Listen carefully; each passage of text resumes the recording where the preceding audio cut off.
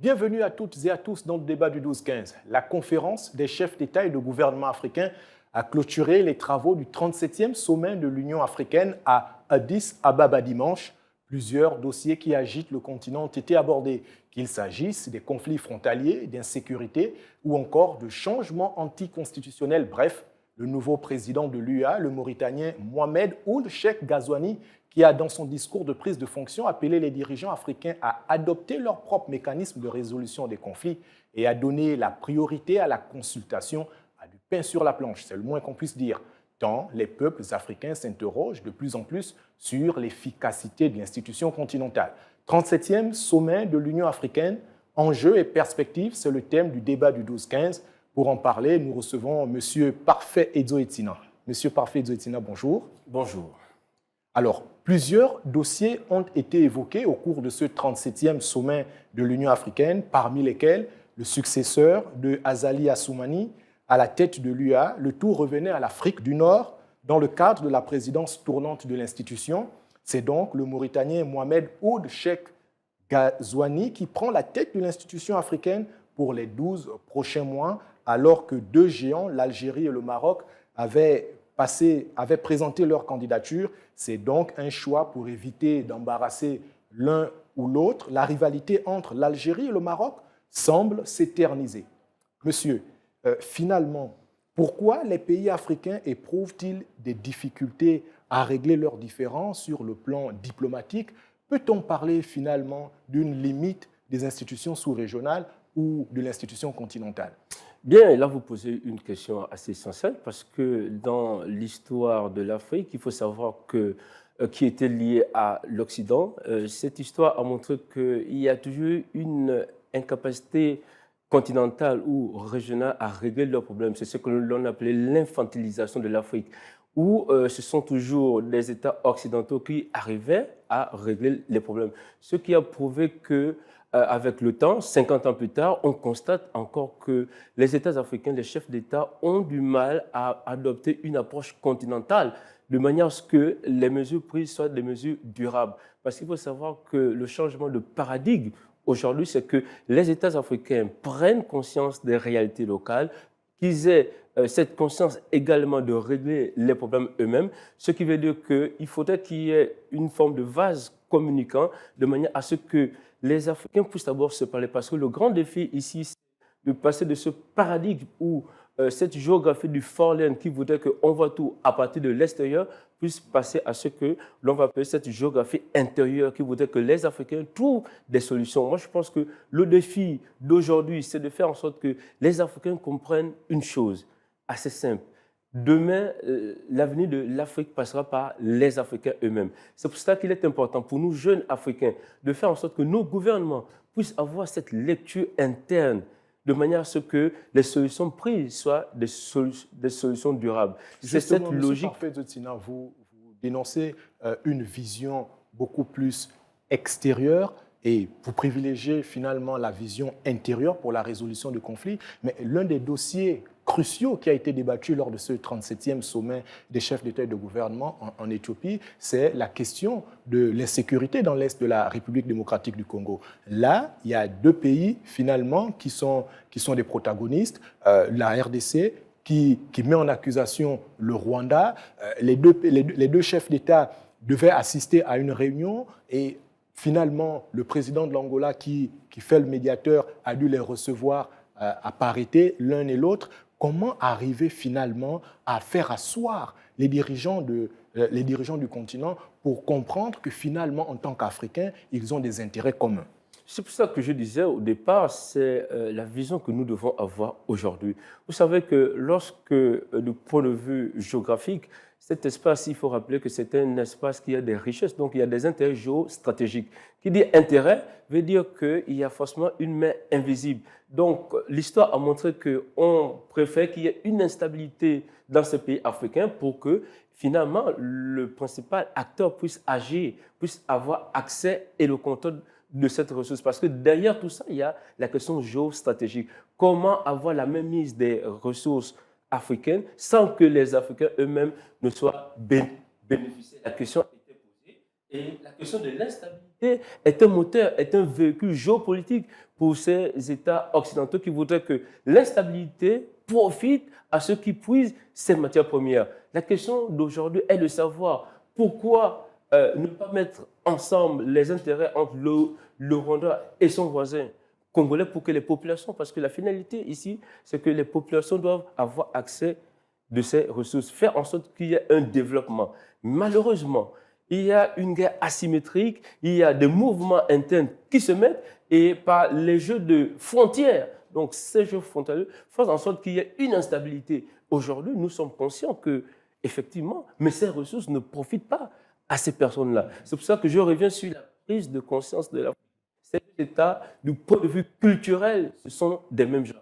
Comment comprendre que ces mêmes peuples n'aient pas la capacité de trouver des solutions durables? Je pense qu'aujourd'hui, en tant qu'Africain conscient, il me revient de dire à ces présidents de s'asseoir. L'heure est venue aujourd'hui aux présidents de prendre conscience que l'Afrique ne pourra être prospère que si elle est unie. Et l'unité passe justement par la compréhension des chefs d'État africains. Vous ne croyez pas si bien dire, M. Parfait Zosina, parce qu'on se pose quand même la question de savoir qui alimente finalement ces rebelles qui sèment la terreur au sein de l'Est de la RDC. Il y a quand même une institution sous-régionale qui existe, la SADC, qui fait de son mieux pour essayer de concilier toutes les parties, pour essayer de trouver un terrain d'entente. Mais l'on constate finalement que malgré toutes les initiatives diplomatiques, on a du mal à trouver finalement des solutions, au point qu'on envoie des forces armées pour essayer d'aller faire une intermédiation,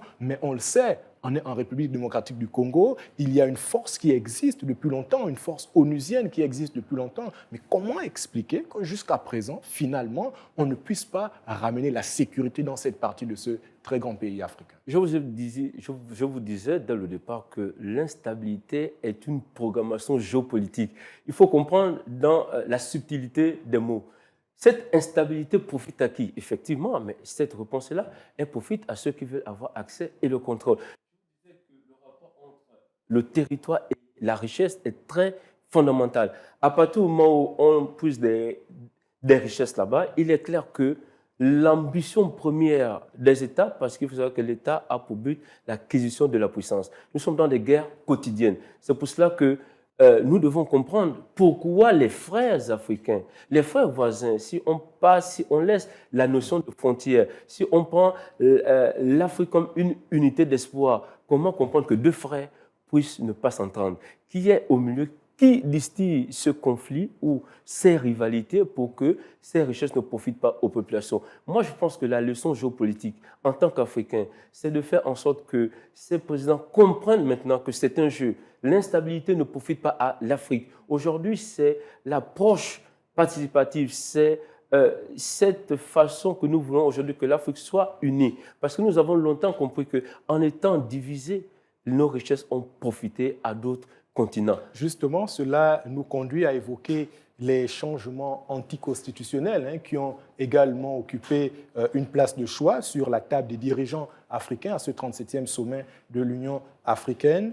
4 pays en Afrique ont connu donc des changements constitutionnels, y compris le Gabon, ici en Afrique centrale. Le reproche des peuples vis-à-vis des institutions sous-régionales, continentale et internationale vise l'inaction de celle-ci au moment où les peuples subissent les abus des pouvoirs aux abois et quand les forces de défense et de sécurité décident d'intervenir, prennent leurs responsabilités, défendent donc leurs compatriotes et leur nation, la communauté internationale est prompte à infliger des sanctions. Faut-il accroître les prérogatives des institutions sous-régionales finalement pour qu'elles arrivent à agir beaucoup plus en amont et pas seulement en aval lorsqu'il y a des crises, de votre point de vue? Là encore, c'est une question fondamentale parce qu'il faut savoir que la question des résultats ou de la passivité d'un État, ce sont des questions internes. Lorsque l'on attend trop de l'extérieur, c'est ce que je disais, lorsque vous attendez toutes des organisations, vous savez que aujourd'hui, ce sont les solutions locales qui sont les plus ou moins durables. Ce sont les enfants d'un État qui doivent en principe s'asseoir. Comment partie de la crise interne, puisque ce sont des guerres asymétriques. Ce sont les enfants d'un même pays qui s'entretuent pour l'intérêt d'une communauté ou pas. Aujourd'hui, la question de débat, c'est de savoir est-ce que les Congolais sont aujourd'hui prêts à se parler, à mettre en place une forme de dialogue, à mettre en place des stratégies internes, nationales, pour trouver des solutions durables. C'est pour ça que dans l'analyse que nous faisons, dans le cadre de la géopolitique interne, on privilégie aujourd'hui un dialogue national, une forme de réconciliation interne. Parce que l'avenir d'un État ne passe que par la solidarité et la solidité d'un peuple. C'est pour ça que l'essentiel pour nous, c'est de débattre comment les Congolais peuvent s'asseoir au-delà des frustrations, au-delà de l'économie mal gérée, au-delà de la mauvaise gouvernance. Et cela traite justement des questions de gouvernance. Comment comprendre? Il faut donc faire en sorte qu'il y ait une répartition équitable des ressources humaines. Il faut qu'il y ait un équilibre géospatial, faire en sorte que toutes les communautés soient comprises dans la sphère de l'État. C'est ce qu'on appelle les forces centrifugeuses. Faire en sorte que toutes les communautés, quel que soit l'espace, quelle que soit l'échelle, puissent être contents, puissent se représenter dans ce que le gouvernement fait. Maintenant, lorsqu'il y a cette forme qui est appliquée de manière interne, on peut maintenant susciter l'extérieur pour justement amener à faire en sorte qu'il y ait des mécanismes pour que, effectivement, ce pays soit stable. Très bien, vous le dites, donc privilégier la bonne gouvernance à l'intérieur des États, parce que finalement, la mauvaise gouvernance peut être à l'origine de certaines frustrations qui entraînent finalement certains mouvements de contestation à l'intérieur même des États. Cela m'amène à poser le cas du Sénégal, qui est un cas également qui a été longuement évoqué à ce 37e sommet des chefs d'État de l'Union africaine.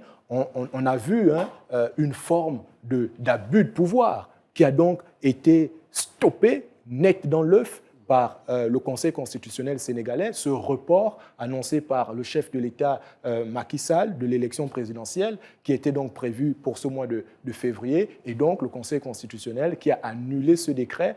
À partir de cet instant, vous le disiez, la solution là également passe par un dialogue interne pour pouvoir trouver les voies et moyens et trouver une issue favorable à cette crise. Vous savez, lorsque vous mettez des institutions fortes plutôt que des hommes forts au pouvoir, quel que soit ce que l'homme politique fera, eh bien, ce sont ces institutions qui vont freiner la force de l'homme. C'est pour ça que la force démocratique passe par la force des institutions.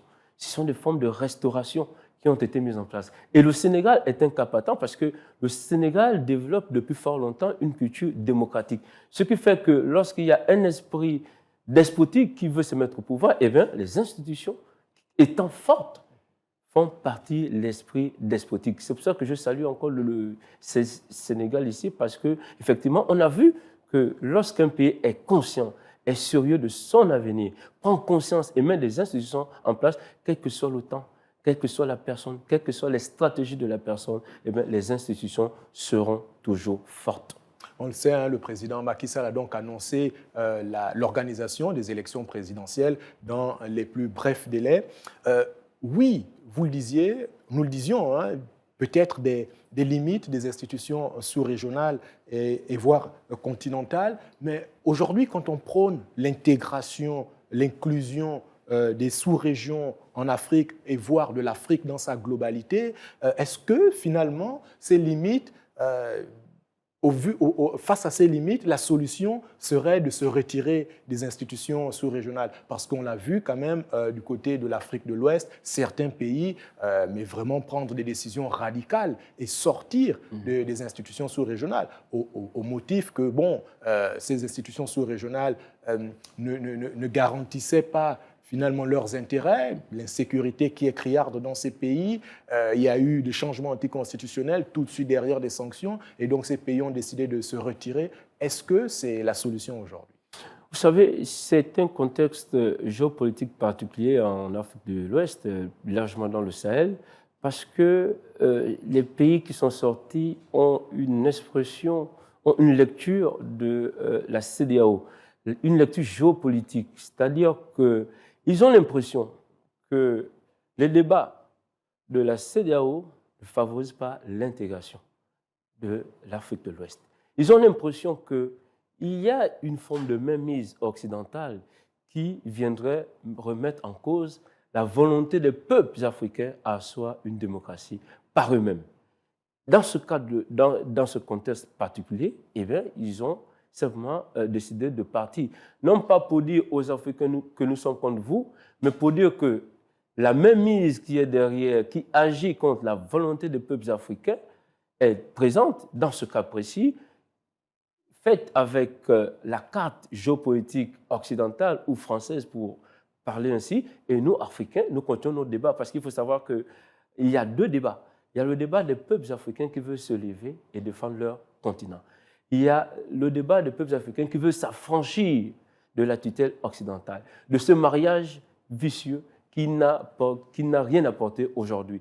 Il y a de l'autre côté des chefs d'État africains qui sont encore dans cette géopolitique française et que malheureusement, ces institutions ne jouent pas le rôle de neutralité ou ne favorisent pas cette intégration. Cette lecture pure et dure du Burkina Faso, du Mali ou du Niger est justement ce qui a fait en sorte que ces pays puissent sortir parce qu'ils ne se retrouvent plus dans l'unité africaine. Donc, si on vous suit, c'est à la fois donc, cette volonté d'union qui peut expliquer le retrait, mais tout de suite derrière, la création de l'AES. Mais c'est pour donner une autre vision. Vous savez que l'histoire a montré que lorsque un système tend à s'imposer, et comme on l'a vu en Afrique, dans l'histoire de l'Afrique, dans la relation coloniale entre, pour parler de l'Afrique française, francophone, on sait très bien que le Burkina, le Mali, le Sénégal protestent un petit peu la même mise, protestent un petit peu la façon dont les relations ont été qualifiées parfois de relations de subordination. Aujourd'hui, ces États veulent passer d'une relation de subordination à une relation de coordination. Ça veut dire qu'à une relation où un État africain peut avoir la même place qu'un État occidental, qu'un État français. Et lorsque ces peuples, avec plus de maturité aujourd'hui, avec plus de conscience, avec des visionnaires, avec des personnes aguerries et des militaires, eh bien, ils ont compris la stratégie géopolitique aujourd'hui, puisque en face, il y a des stratèges. Ils comprennent toutes les manipulations qui ont toujours fait en sorte que ces pays soient dans une forme de sous-développement. Et cette France-Afrique, nous sommes conscients aujourd'hui, n'a rien apporté. Et il leur faut créer donc un couloir, puisque la mondialisation exige que les États se mettent ensemble, eh bien, ils partent simplement d'un couloir à un autre pour mieux s'exprimer. Très bien, vous l'avez dit, donc il y a quand même cette volonté qui reste forte des États africains de défendre jalousement leur souveraineté. On pense par exemple au Gabon, qui vient justement de racheter une entreprise pétrolière. On le sait, le pays est 5e producteur de pétrole sur le continent. Et pour la première fois, le Gabon a racheté la holding Assala Energy. C'est là également une affirmation de la volonté économique, la souveraineté économique du pays. Bien sûr, là, vous posez carrément la question de l'accès et le contrôle d'une richesse. Vous savez, lorsque une richesse vous rapporte plus de 51 ou 52% à votre économie, cette richesse devient alors une richesse stratégique. Si elle devient une richesse stratégique, l'État, par conscience, doit avoir l'accès et le contrôle de cette richesse. Vous savez, deuxièmement, que le pétrole, c'est le offshore. C'est le contrat de la mer. C'est la relation entre l'État et la mer, donc la souveraineté économique qui s'exprime. Il est important qu'une ressource stratégique soit gérée au moins en partie par un État qui détient cette ressource. Je pense que c'est une prise de conscience, c'est une souveraineté économique. Il faut l'appliquer à plusieurs niveaux pour que nous ayons ces leviers de commandement, que nous prenions des décisions pour développer notre pays. Parce qu'on ne développe pas un pays avec une ressource qui nous est simplement transférée en crédit. On développe un pays avec les ressources, avec la formation des Gabonais, avec la capacité d'agir et de définir nous-mêmes notre futur. Merci Francis. Parfait, Idzo Etina. Souveraineté économique, c'est ce que nous retenons. Les pays africains, à l'ère moderne, revendiquent de plus en plus leur souveraineté, malgré tous les défis qui se posent à eux. Nous recevons donc Francis. Parfait, Idzo Etina, autant pour moi, pour discuter donc du 37e sommet des chefs d'État et de gouvernement à Addis Abeba le week-end dernier. Parfait, Edzo Essina, merci beaucoup d'être passé sur le plateau du débat du 12-15 et à très vite pour un prochain numéro. C'est moi.